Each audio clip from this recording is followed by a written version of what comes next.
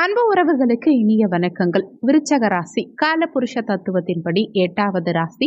விசாகம் 4ஆம் பாதம், அனுஷம் 1, 2, 3, 4ஆம் பாதங்கள், கேட்டை 1, 2, 3, 4ஆம் பாதங்களை உள்ளடக்கியது விருச்சக ராசி. விருச்சக ராசிக்கு அதிபதி செவ்வாய் பகவான். வீடியோல சொல்லக்கூடிய பலன்கள் ஆண் பெண் இருப்பாளருக்கும் பொருந்தக்கூடிய பலன்கள். 2025ஆம் ஆண்டு வந்தாச்சு, புத்தாண்டு வந்தாச்சு. இந்த ஆண்டு விருச்சக ராசி அன்பர்களுக்கு எப்படி இருக்குங்கிறத A to Z segment wise தனித்தனியா தெளிவாகவும் விரிவாகவும் ஒரு டீப் அனலைசிஸ் பண்ணி இந்த வீடியோல கொடுத்துருக்கோம். நிறைய பயனுள்ள தகவல்கள் இந்த வீடியோல இருக்கு. கொஞ்சம் கூட வீடியோவை ஸ்கிப் பண்ணாம முடிஞ்ச வரைக்கும் முழுமையா பார்க்க முயற்சி செய்யுங்க. வாங்க வீடியோக்குள்ள போலாம்.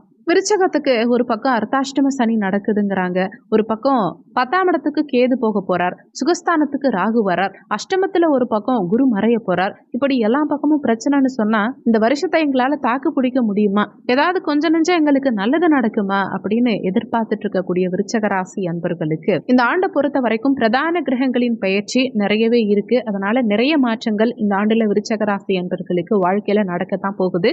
முதல்ல குடும்ப வாழ்க்கை எப்படி இருக்கும்னு பார்க்கலாம். ஏன்னா நம்ம கஷ்டப்பட்டு படிச்சு வேலைக்கு போறது, சம்பாதிக்கிறது எல்லாமே நம்ம குடும்பத்துக்காக தானே. அப்போ குடும்ப வாழ்க்கை நல்லா இருக்கணும் இல்லையா? அது எப்படி இருக்கும்னு பார்க்கும்போது இந்த ஆண்டை பொறுத்த வரைக்கும் கணவன் மனைவி ஒற்றுமையில கொஞ்சம் சேலஞ்சஸ் இருக்கத்தான் செய்யும்.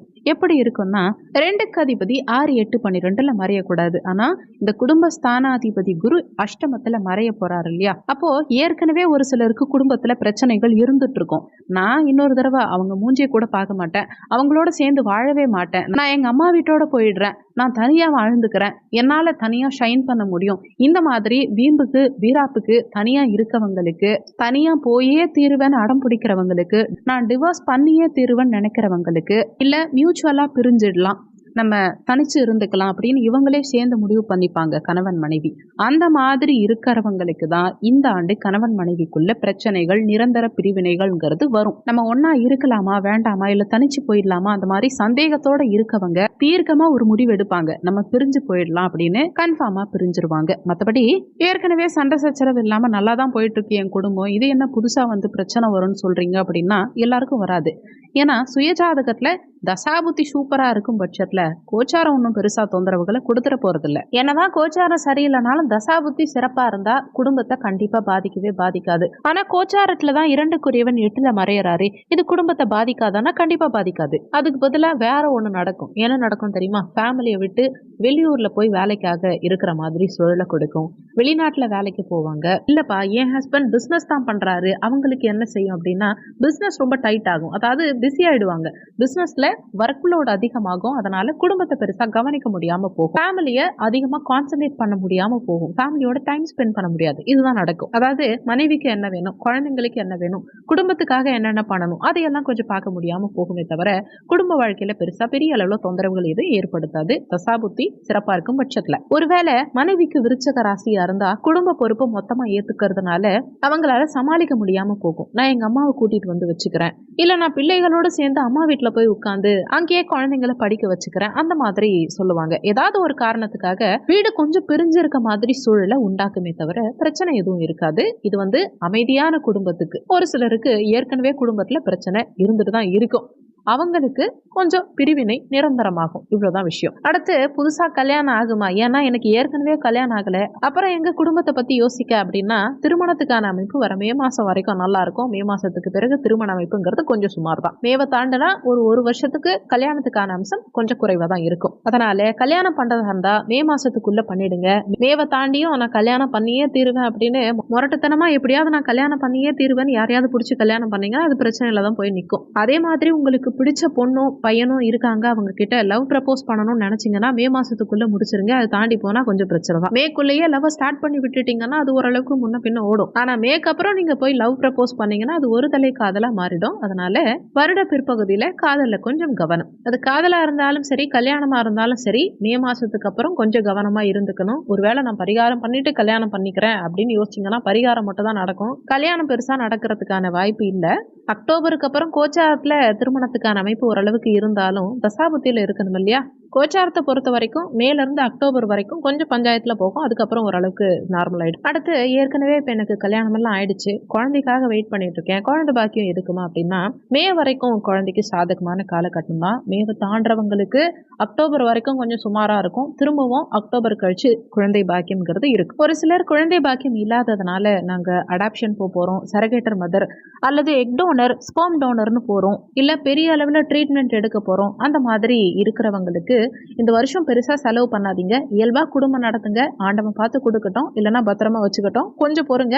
இந்த இயர் எண்டில் அதுக்கான ட்ரீட்மெண்ட் ஸ்டார்ட் பண்ணிங்கன்னா உங்களுக்கு சக்ஸஸ் ஆகும். அடுத்து ஒரு சிலருக்கு ஏற்கனவே குழந்தைலாம் இருக்குது. எங்களுக்கு எங்கள் குழந்தைங்க எப்படி படிப்பாங்க அப்படின்னா, இப்போ படிப்பில் கூடுதல் கவனம் தேவை. பிள்ளைகளுக்காக, அதுவும் பெரிய குழந்தைங்க வச்சுருக்கவங்கெல்லாம் உங்கள் குழந்தைங்களுடைய படிப்புக்காக செலவு பண்ணுற மாதிரி இருக்கும், கடன் வாங்குற மாதிரி இருக்கும். குழந்தைங்க வெளியூரில் இல்லை வெளிநாட்டில் படிக்கிறேன்னு போவாங்க, இல்லை வேற ஏதாவது பெரிய யூனிவர்சிட்டி பார்த்து அங்கே தான் படிப்பேன்னு போவாங்க. இதுக்காக லோன் வாங்குறது, கடன் வாங்குறது, பணத்தை பெறட்டுறது, அல்லது கையில் நிறைய பணம் வச்சுருந்தா கூட அதை குழந்தைங்களுக்காக இப்போ எடுத்து செலவு பண்ணுற மாதிரி சூழலெல்லாம் வரும். அந்த அளவுக்கு அவங்களுக்காக செலவு பண்ணால் ஒர்த்தபிளாக இருக்குமா அப்படின்னா தாராளமாக ஒர்த்தபிளாக இருக்கும், நல்லா படிச்சிருவாங்க, ஒன்றும் பிரச்சனை இல்லை. ஆனால் விருச்சகராசி என்பர்கள் இப்போ படிச்சுட்டு இருந்தாங்கன்னா அவங்க எய்ம் பண்ணி போகிற விஷயத்தை அடையிறதுக்கு கொஞ்சம் சிரமமாக இருக்கும்.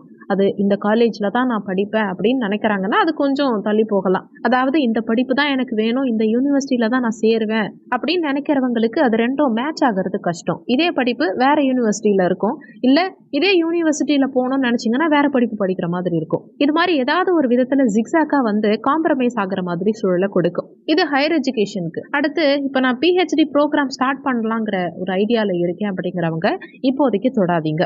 இந்த வருஷம் அதுக்கு சாதகம் கிடையாது. ஒரு சிலர் நான் ஆல்ரெடி பிஹெச்டி போயிட்டு இருக்கேன், எனக்கு எப்படி இருக்கும் அப்படின்னா மேக்குள்ள நீங்க முடிக்கிறதுக்கு ட்ரை பண்ணுங்க. இல்லைனா மேலேருந்து அக்டோபர் வரைக்கும் கொஞ்சம் சைலண்டாக இருக்கிறது நல்லது. திரும்பவும் அக்டோபருக்கு அப்புறம் ஜெயிச்சிருவீங்க. அடுத்து ஏப்ரலுக்கு அப்புறம் வித்தை ஸ்தானத்தில் ராகு வந்து நிற்கிறார். அப்போது யோகத்தை செய்வார். Higher education, research and development, company R&Dயில் இருக்கவங்களுக்கெல்லாம் நல்ல சக்ஸஸ் கிடைக்கும். ஆனால் இந்த ஆண்டை பொறுத்த வரைக்கும் உங்கள் உழைப்பை சுரண்டிட்டு போகிறதுக்கு ஆள் நிறைய இருப்பாங்க. முக்கியமாக தொழில் ரீதியான பொறாமைகளை இந்த ஆண்டு நீங்கள் நிறைய சந்திக்கிற மாதிரி இருக்கும். அடுத்து ஹெல்த் வைஸ் எப்படி இருக்கும்னு பார்த்தா விருச்சக ராசி அன்பர்கள் இந்த ஆண்டை பொறுத்த வரைக்கும் உடல் பருமன் ஆகாமல் பார்த்துக்கோங்க. ஆல்ரெடி நாங்கள் பருமன் தான் ஆயிட்டோம், வெயிட்டான ஆளாக தான் நான் இருக்கேன் அப்படிங்கிறவங்களுக்கு இந்த ஆண்டு உங்கள் உடல் நலத்தில் கூடுதல் கவனம் தேவை. இவ்வளோ நாளாக பெருமாள் ஆனந்த சயனத்தில் படுத்திருந்த மாதிரி ஜாலியாக படுத்து தூங்கிட்டு இருக்கவங்க இனிமேலாவது எழுந்து ஜாக்கிங், வாக்கிங், யோகா, பிராணாயாமம் இது எல்லாத்தையும் பண்ணுங்க. மூச்சு பயிற்சி, யோகா இதையெல்லாம் பண்ணிங்கன்னா ஹெல்த்தை நல்லபடியாக இந்த ஆண்டு வச்சுக்கலாம். இல்லைனா ஹெல்த் வைஸ் கொஞ்சம் நிறைய தொந்தரவுகளை இந்த ஆண்டு ஃபேஸ் பண்ணுவீங்க. உடனே குப்புற விழுந்துருவீங்க, பெட்டில் போட்டுருவாங்க, படுத்து படுக்கை ஆகிடும். அப்படியெல்லாம் கிடையாது, அவ்வளோ பெருசாலாம் பிரச்சனை வராது. ஆனால் அடிக்கடி ஹெல்த் இஷ்யூஸ் ஏதாவது வந்துட்டு போயிட்டே இருக்கும். ஹெல்த்தை நீங்கள் கவனிக்காமல் இந்த ஆண்டு விட்டுட்டீங்கன்னு வச்சுக்கோங்களேன், ஹெல்த் உங்களை கவனிச்சுட்டு போயிடும். அவ்வளோதான், வேற ஒன்றும் இல்லை. அவங்கவங்க வயசுக்குண்டான பிரச்சனையை கொடுக்கும். உங்கள் வயசுக்கு ஏற்ற மாதிரி உங்களுக்கு ஹெல்த் வைஸ் இஷ்யூஸ் கொடுக்கும். சின்ன வயசு குழந்தைங்களா இருந்தாங்கன்னா மூச்சு பயிற்சி, யோகா இதெல்லாம் பண்ணால் ரொம்ப நல்லது. இல்லைனா நெஞ்சு சளி கட்டுறது இந்த மாதிரி தொல்லைகள் கொடுக்கும். வயசு கொஞ்சம் கூடுதலானவங்களா இருந்தால் கண்டிப்பாக வெயிட் போட்டிருப்பாங்க. அப்போது பேக் பெயின், கால் வலி, ஜாயின்ட் பெயின் இதெல்லாம் வரத்துக்கு வாய்ப்புகள் உண்டு. ஒரு சிலருக்கு கொலஸ்ட்ரால் ரைஸ் ஆகிடும். அப்போ கொலஸ்ட்ரால் ரைஸ் ஆனால் அது ரிலேட்டடான ப்ராப்ளம்ஸ்லாம் வரத்துக்கு வாய்ப்புகள் உண்டு. உடனே விருச்சக ராசிக்காரர்கள் எல்லாருக்கும் கொழுப்பு வந்துருச்சு, ஹார்ட் அட்டாக் வந்துடும் அப்படியெல்லாம் அர்த்தம் கிடையாது. இது வந்து அதுக்கேற்ற தசா புத்திக்கு ஏற்ற மாதிரி. இப்போது 6க்கு அதிபதியுடைய தசா நடக்குதுன்னு வச்சுக்கோங்களேன், கோச்சாரத்துலேயும் குரு வேற 8ல் உட்கார்றாரா, இப்போ ஆல்ரெடி உங்களுக்கு கொலஸ்ட்ரால் கூட இருக்குங்கிறவங்களுக்கு தான் இந்த மாதிரி பிரச்சனைகள் அதிகரிக்கும். ஆன்ஜியோ பண்ற மாதிரி சூழலை கொடுத்துரும். அதனால இந்த காலகட்டத்தில் ஜென்ரலாகவே விருச்சக ராசிக்காரர்கள் உடல் நலத்தில் கொஞ்சம் அக்கறை எடுத்துக்கணும். நீங்க எதை வேணா சாப்பிடுங்க, பிடிச்ச எல்லாத்தையும் சாப்பிடுங்க, நல்லா சாப்பிடுங்க, பிரச்சனை இல்லை. ஆனால் எவ்வளோ சாப்பிட்டாலும் அதுக்கேற்ற வேலை செய்யுங்க. சாப்பிட்ற சாப்பாடை கரெக்டாக யூஸ் பண்ணுற அளவுக்கு உடல் உழைப்பு அதிகமாக கொடுங்க. டயபிட்டிஸே எடுத்துக்கோங்களேன், நல்லா சாப்பிட்ற எல்லாருக்கும் டயபிட்டிஸ் வரது கிடையாது. சாப்பிட்ற சாப்பாட்டுக்கு ஏற்ற உழைப்பு போடுறவங்களுக்கு டயபிட்டிஸ் ப்ராப்ளமே இருக்காது. நல்ல காடு மேட்டில் அடித்து வேலை பார்க்குறவங்களுக்கு பெருசாக இந்த சர்க்கரை வியாதிலாம் இல்லையே. என்ன காரணம்னா நல்ல உடல் உழைப்பு போடுறாங்க, அதனால என்ன சாப்பிட்டாலும் செரிச்சிடுறதுனால இந்த சர்க்கரை வியாதிக்கு வேலை இல்லை. அதனால பிசிக்கல் ஃபிட்னஸ் ரொம்ப ரொம்ப முக்கியம் இந்த காலகட்டத்தை பொறுத்த வரைக்கும் விருச்சக ராசி அன்பர்களுக்கு. ஒரு சிலருக்கு இந்த ஆண்டு வயிறு சம்பந்தப்பட்ட குட்டி குட்டி ட்ரபிள்ஸ் வரதுக்கு வாய்ப்புகள் உண்டு. மற்றபடி பெரிய அளவில் தொந்தரவுகள் எதுவும் கொடுக்காது, பயப்பட வேண்டாம். அடுத்து ஜாப் ஆப்பர்ச்சுனிட்டிஸ் எப்படி இருக்கும்னு பார்த்தா ஃப்ரெஷர்ஸ்க்கு புதுசாக வேலை கிடைக்கிறது கொஞ்சம் சேலஞ்சிங்காக இருக்கும். இப்போ நீங்கள் எவ்வளோ படிச்சிருந்தாலும் பரவாயில்ல, நல்ல பொசிஷனுக்கு தான் போகணும்னு நினச்சிட்டு இருந்திருப்பீங்க. நான் மேனேஜர் போஸ்டிங்க்கு தான் போவேன் அப்படின்னு உட்காந்துட்டு இல்லாம எனக்கு பெட்டர் மாஸ் லைட்டே தான் வேணும், தலைகீழாகத்தான் குதிப்பேன் அப்படின்னு உட்காந்துட்டு இல்லாம நீங்க எதிர்பார்த்த மாதிரி வேலை இல்லைன்னா கூட அதை விட கொஞ்சம் கம்மியா இருந்தாலும் பரவாயில்ல, இல்ல சம்பளம் கம்மியா இருந்தாலும் பரவாயில்லன்னு ஜஸ்ட் உள்ள போயிடுங்க. என்ன வேலை கிடைக்குதோ அதை அட்ஜஸ்ட் பண்ணிக்கிட்டு காம்ப்ரமைஸ் பண்ணிட்டு இப்போதைக்கு கிடைக்கிற ஜாபை அக்செப்ட் பண்ணிக்கோங்க. இப்படி இருந்தா மட்டும் தான் இந்த ஆண்டு உங்களுக்கு வேலைங்கிறது ஓரளவுக்கு ஓகேவா இருக்கும். இல்ல நான் நினைச்ச வேலைக்கு தான் போவேன்னு உட்காந்துட்டு வந்தீங்கன்னா வேலை இல்லாம உட்காந்துட்டு வீட்டு சுவத்தை தான் பார்க்கணும். நல்லா தெரிஞ்சு வச்சுக்கோங்க, குலத்தோட கோச்சிக்கிட்டு குளிக்காம போனா குலத்துக்கு நஷ்டம் இல்ல, கோச்சிட்டு போறவங்களுக்கு தான் நஷ்டம். அதனால இந்த ஆண்டு எந்த வேலை கிடைக்குதோ அக்செப்ட் பண்ணிக்கோங்க. ஒரு சிலருக்கு கேம்பஸ் இன்டர்வியூ செலக்ட் ஆகிறது, நல்ல ஜாப்ல பிளேஸ்மெண்ட் ஆகிறது, இதுக்கெல்லாம் உங்க சுயஜாதகத்துல நல்ல தசாபுத்தி நடக்கும் பட்சத்துல இந்த மாதிரி ஆப்பர்ச்சுனிட்டிஸ் இருக்கும். மற்றபடி கொஞ்சம் தள்ளி போகலாம். எம்ப்ளாய்மெண்ட்ங்கிறது கொஞ்சம் சுமாரா தான் இருக்கு. வேலை கிடைக்கிறதுல பிரச்சனை இல்லை, கொஞ்சம் சுமாரான வேலை தான் கிடைக்கும், அவ்வளவுதான். ஒன்ஸ் உள்ள போயிட்டு அதுக்கப்புறம் கொஞ்சம் கொஞ்சமா டெவலப் ஆகி நீங்க நினைச்ச இடத்தை எய்ம் பண்ணலாம் இல்லையா. எடுத்த உடனே ஸ்ட்ரெயிட்டா மேனேஜர் போஸ்டிங் அப்படி எதிர்பார்க்க வேண்டாம். சரி, நான் ஆல்ரெடி ஜாப் பார்த்துட்டு தான் இருக்கேன், எனக்கு எப்படி இருக்குங்கிறவங்களுக்கு ஒன்றும் பிரச்சனை இல்லை.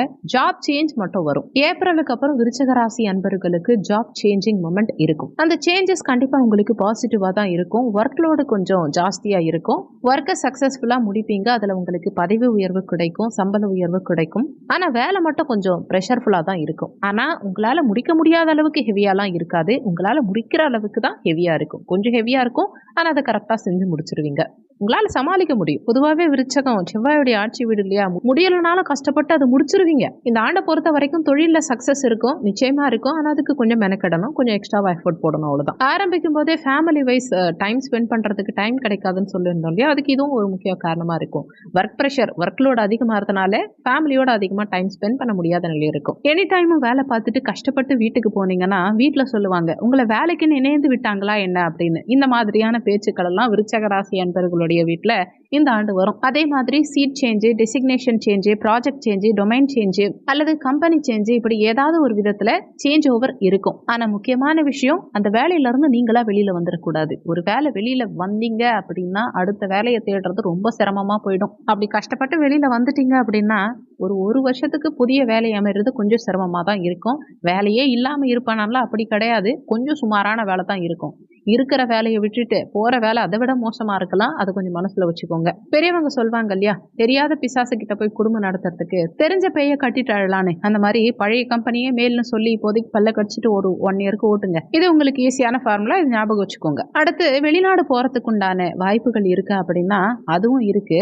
ஆனா அதுவும் எப்படி அமையும்னா, நான் ஊர்ல இருக்கும் போது கூட ஒரு 10 மணி நேரம் வேலை பார்த்துட்டு மீதி நேரம் ஜாலியா ரிலாக்ஸா தூங்குனேன். ஆனா இங்க வந்து 20 மணி நேரமா நான் ஸ்டாப்பா ஒர்க் பண்றேன்னு புலம்புவாங்க இல்லையா, அந்த மாதிரி சூழலை கொண்டு போய்விடும். ஆனா அந்த வேலையும் ஓடும். கண்டிப்பா வெளிநாடு போறதுக்கு உண்டான ஆஃபர்ஸ்லாம் இந்த ஆண்டு சிறப்பாகவே இருக்கு. அல்லது வெளிநாடு போய் சம்பாதிக்கிற சம்பளம் லோக்கல்லையே வாங்குறதுக்கு உண்டான அமைப்புகளும் ஒரு சிலருக்கு உண்டு. அடுத்து, நான் ஏற்கனவே பல வருஷமா ஒர்க் பண்ணிட்டு தான் இருக்கேன், இந்த வேலையே எனக்கு வேண்டாம், இனிமே நான் சொந்தமா தொழில் பண்ணலாம்னு நினைக்கிறேன் அப்படிங்கிறவங்களுக்கு எப்படி இருக்கும்னா, தயவு செஞ்சு இந்த வருஷம் மட்டும் சொந்த தொழில்னு போகவே போகாதீங்க. சொந்த தொழில் விருச்சக ராசி அன்பர்களுக்கு இந்த ஆண்டு ப்ரிஃபரபிள் கிடையாது. இந்த ஆண்டு சுய தொழில்னு போய் இன்வெஸ்ட்மெண்ட்னு பண்ணீங்கன்னா 100% அடி வாங்குவீங்க. அது crypto currency, forex trading, commodity market, joint venture, share market, commodity market, joint venture, partnership business, individual business, நீங்க எதுக்கு போனாலும் சரி, எதுல போய் இன்வெஸ்ட்மெண்ட் பண்ணாலும் மாட்டிப்பீங்க. அதுக்கு பதிலா இடம் வாங்கி போடலாம், சொத்து வாங்கி போடலாம், இல்லைன்னா தங்கம் வாங்கி வைக்கலாம். தங்கங்கிறது சேவரிங் கோல்டா இருக்கலாம், இல்ல பேப்பர் கோல்டா இருக்கலாம், இல்ல காயின் வாங்கி வைக்கலாம். ஏதோ ஒரு விதத்துல கோல்டு இன்வெஸ்ட்மெண்ட். ஆனா நகை வாங்கி வைக்காதீங்க, கோல்டை இன்வெஸ்ட்மெண்டா மாத்தி வைங்க. ரியல் எஸ்டேட் இன்வெஸ்ட்மெண்ட் உங்களுக்கு பெஸ்ட் இன்வெஸ்ட்மெண்ட். அதை விட்டுட்டு நான் இன்வெஸ்ட்மெண்ட் பண்ணி ஒரு தொழில் பண்றேன்னு போனீங்கன்னா கண்டிப்பா லாஸ்ல தான் போய் முடியும். சொந்த தொழில்னு புதுசா போனீங்கன்னா கண்டிப்பா மாட்டிப்பீங்க, பாத்துக்கோங்க. ஆல்ரெடி சொந்த தொழில் பண்றவங்களுக்கு ஒன்றும் பிரச்சனை இல்லை, தாராளமா நீங்க ரன் பண்ணலாம். ஆனா ஒரு சில சிக்கல்கள் மட்டும் இருக்கும். என்னன்னா, சில சட்ட ரீதியான பிரச்சனைகள் வரும். இன்கம் டேக்ஸ் வருது, இல்ல சேல்ஸ் டாக்ஸ் வருது, இபில இருந்து வருது, ஜிஎஸ்டி டாக்ஸ், ரன்னிங் லைசன்ஸ், இந்த மாதிரி தொந்தரவுகள் வரும். இது மாதிரி வகையில செலவுகள் கொஞ்சம் ஜாஸ்தியாகும். அதே சமயத்துல நீங்க கொஞ்சம் கூடுதலா உழைக்கிற மாதிரி இருக்கும். நீங்க பிசினஸ் வச்சுட்டு தொழிலாளர்கள் பார்த்துப்பாங்க, வேலையாட்கள் பார்த்துப்பாங்க, பணியாட்கள் பார்த்துப்பாங்க, நீங்க ஜாலியா இருக்க முடியாது. நீங்க கூட உட்கார்ந்து ஒர்க் பண்ற மாதிரி சூழல் வரும். நீங்க அதிக நேரம் டைம் ஸ்பெண்ட் பண்ற மாதிரி இருக்கும் உங்க பிசினஸ்க்காக. அடுத்து முக்கியமான விஷயம், எக்ஸ்டென்ஷன் போக வேண்டாம். ப்ரொடக்ஷன் கெப்பாசிட்டி அதிகப்படுத்துறதுன்னு சொல்லி கடன் வாங்கி பெருசுப்படுத்துறது, இல்ல இருக்கிற பணத்தை வச்சு பிசினஸை கொஞ்சம் டெவலப் பண்ணலாம்னு ஏதாவது ஐடியா பண்றது, அதுக்காக இன்வெஸ்ட்மெண்ட் பண்றது, இதெல்லாம் இந்த காலகட்டத்தில் வேண்டாம். இல்ல புதுசா 2 இன்வெஸ்டரை உள்ள கொண்டு வரேன், புதுசா 2 பார்ட்னர்ஸை உள்ள கொண்டு வரேன், அது மாதிரி விஷயத்துக்கெல்லாம் போகாதீங்க.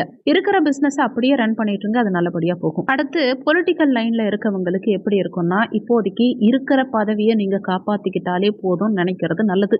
ஏன்னா நீங்க இருக்கிற பதவியில நிறைய பேருக்கு நிறைய பொறாமைகள் இருக்கும். உங்களை சுத்தி நிறைய வேலை பார்க்கறதுக்கு ஒரு கூட்டமே இருக்கும். பொறாமையினால உங்களுக்கு டிஸ்டர்பன்ஸ் வரதுக்கு நிறைய வாய்ப்புகள் உண்டு. அதுலயும் எதிரிகள் நேரடியா வரமாட்டாங்க, முதுகுக்கு பின்னாடி தான் எதிரிகள் உங்களுக்கு பிரச்சனைகள் பண்ணுவாங்க. அதனால அரசியல்ல இருக்கவங்க உங்க பணத்தை போட்டு ஏதாவது செலவு பண்றது அதெல்லாம் போகாதீங்க. பேச்சுலயும் நிதானம் தேவை. விருச்சக ராசிக்காரர்கள் இந்த ஆண்டை பொறுத்த வரைக்கும் அரசியலுக்காக செலவு பண்றதை 100% நிறுத்துறது நல்லது. அடுத்து பணவரவு எப்படி இருக்கும்னு பார்த்தா, பணவரவு கண்டிப்பா வரும். பினான்சியல் வைஸ் டெவலப்மெண்ட் இருக்கும். ஆனா கையில ஒண்ணுமே தங்காது. பணத்தை உங்களால சேர்த்து வைக்க முடியாது. அப்படியே 2025 முடிஞ்சதுக்கு அப்புறம் இந்த வருஷம் என்னத்தப்பா கிழிச்சேன்னு சொன்னா டெய்லி கேலண்டர் தான் கிழிச்சேன், வேற ஒன்னுத்தையும் கிழிக்கலன்னு சொல்ற மாதிரி நிலைமை தான். சேர்த்து வைக்க ட்ரை பண்ணீங்கன்னா கண்டிப்பா முடியாது. முக்கியமா புதுசா எதுவும் கடன் வாங்காதீங்க, அதுதான் ரொம்ப முக்கியம். மீறி வாங்கினீங்கன்னா கொஞ்சம் லாங் டேர்ம் இழுக்கிற மாதிரி இருக்கும், கடனை வளர்த்து விட்டுரும், அவ்வளவுதான், வேற ஒன்றும் இல்லை. ஆடை ஆபரணம் சேருமா அப்படின்னா கையில இருக்கிறதையும் எடுத்துட்டு போய் பேங்க்ல வைக்கிற மாதிரி சூழல் ஒரு சிலருக்கு வந்துடும். அதனாலதான் நியூ பிசினஸ்லாம் ஸ்டார்ட் பண்ண வேண்டாம்னு சொன்னது. அதையும் மீறி பேங்க்ல எடுத்துட்டு போய் வச்சு சொத்து ஏதாவது வாங்க போறீங்கன்னா அது தாராளமா பண்ணலாம். ஆனா வண்டி வாகன யோகம் இந்த ஆண்டு சிறப்பா இருக்கு. புதிய வண்டி வாகனங்கள் வாங்குவீங்க. ஒரு சிலர் ஏற்கனவே வச்சிருக்க வண்டியை கொடுத்துட்டு இன்னொரு வண்டி வாகனங்கள் வாங்குவீங்க. ஒரு சிலர் ஏற்கனவே வண்டி வச்சுக்கிட்டு இன்னொரு வண்டியும் சேர்த்து வாங்கணும்னு நினைப்பீங்க. வண்டி வாகன யோகம் இந்த ஆண்டு சிறப்பு. அடுத்து வீட்டுல சுபகாரியம் செய்ய முடியுமான்னா அது கொஞ்சம் டிலே ஆகும், இழுத்துட்டு போகும். ஆனா சுபகாரியத்துக்காக நிறைய செலவு பண்ணுவீங்க. குறிப்பா சொந்த பந்தங்கள் நிறைய பத்திரிக்கை எடுத்துட்டு வந்து வச்சு மொய்பணம் வைக்கிறதுக்காக உங்க கையில இருக்க காசை கரைப்பாங்க. ஆனா புதுசா வீடு கட்டுறது, சொத்து வாங்குறது, இதுக்கெல்லாம் நிறைய வாய்ப்புகள் உண்டு. விருச்சக ராசியை பொறுத்த வரைக்கும் லேண்டட் ப்ராப்பர்ட்டி வாங்குறதை விட அபார்ட்மெண்ட் ப்ராப்பர்ட்டி இந்த காலகட்டத்தில் ஈஸியாவே அமையும். அடுத்து நண்பர்கள், ரிலேட்டிவ் சர்க்கிள்ல எப்படி இருக்கும்னா, நண்பர்கள் வகையிலையும் ரிலேட்டிவ்ஸ் வகையிலையும் ஏதாவது பகை வரத்துக்கு வாய்ப்புகள் இருக்கு. அதனால விட்டு கொடுத்து போங்க. அடுத்து ஏஜ்டு பீப்புள்ஸ்க்கு எப்படி இருக்கும்னா, நல்லா தூங்குங்க. ஹெல்த் வைஸ் ஓரளவுக்கு ஓகேவா இருக்கும். உடம்புக்கு அக்கறை எடுத்துக்கோங்க. அதே மாதிரி மாத்திரை சாப்பிடுறது, ட்ரீட்மெண்ட் எடுத்துக்கிறது, அதுலலாம் லேசினஸ் இருக்கக்கூடாது. அது பர்ஃபெக்டா ஃபாலோ பண்ணுங்க. வேற ஒன்றும் பிரச்சனை இல்லை. வயதானவர்களுக்கு ஹெல்த் நல்லா இருக்கும், ஆயுளும் நல்லா இருக்கும். இந்த ஆண்டு நல்லா இருக்கிறதுக்கு முக்கியமான விஷயங்கள் இது மட்டும் கொஞ்சம் ஃபாலோ பண்ணுங்களேன். துர்க்கை அம்மனுக்கு தீபம் ஏத்துங்க. செவ்வாய், வெள்ளி, ஞாயிற்றுக்கிழமை தினங்கள்ல ராகு கால நேரத்துல துர்க்கை அம்மனுக்கு தீபம் ஏத்துங்க. அதே மாதிரி தட்சணாமூர்த்தி வழிபாடு, இல்ல திருச்செந்தூர் முருகப்பெருமான் வழிபாடு, இதெல்லாம் நல்ல நன்மைகளை கொடுக்கும். முடிஞ்சா திருச்செந்தூர் முருகன் ஆலயம் சென்று வாங்க, இல்ல வீட்டுல இருந்து கூட முருகப்பெருமான் வழிபாடு பண்ணுங்க. மொத்தத்துல இந்த 2025ஆம் ஆண்டு விருச்சக ராசி அன்பர்களுக்கு எப்படி இருக்கும்னு பார்த்தா யோகமா தான் இருக்கும். நீங்க ரிலாக்ஸா இருங்க, நிம்மதியா இருங்க. அஷ்டம குருவானாலும் பரவாயில்ல, சுகஸ்தானத்து ராகுவா இருந்தாலும் பரவாயில்ல, தொழில் ஸ்தானத்துக்கு ஏதுவா இருந்தாலும் பரவாயில்ல, அர்த்தாஷ்டம சனியா இருந்தாலும் பரவாயில்ல, எதுவா இருந்தாலும் பரவாயில்ல, நீங்க ரிலாக்ஸா இருங்க. இறை வழிபாடு கண்டிப்பா உங்களை காப்பாற்றும். உங்க குலதெய்வ வழிபாடு உங்களை காப்பாற்றும். விநாயக பெருமான் வழிபாடு உங்களை காப்பாற்றும். இந்த வீடியோல உங்களுக்கு ஏதாவது சந்தேகம் இருந்தா கீழே இருக்க கமெண்ட் செக்ஷன்ல சொல்லுங்க. நன்றி. மற்றும் ஒரு நல்ல பதிவோடு மீண்டும் உங்களை சந்திக்கிறோம்.